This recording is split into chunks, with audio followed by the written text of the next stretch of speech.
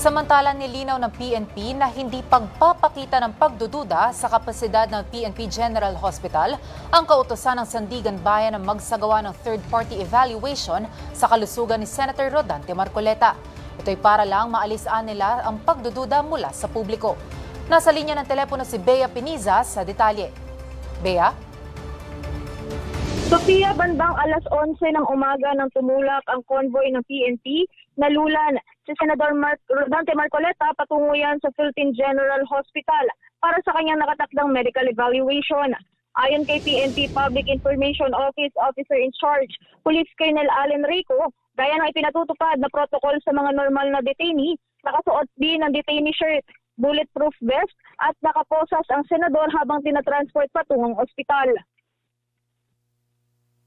Siguro obvious naman po yung vest, protection po sa kanya yan, any eventuality.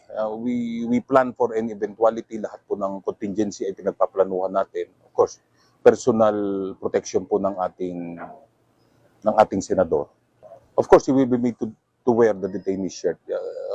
Protocol po yan na dapat yun ang suot niya pag pinipresenta po natin sa court.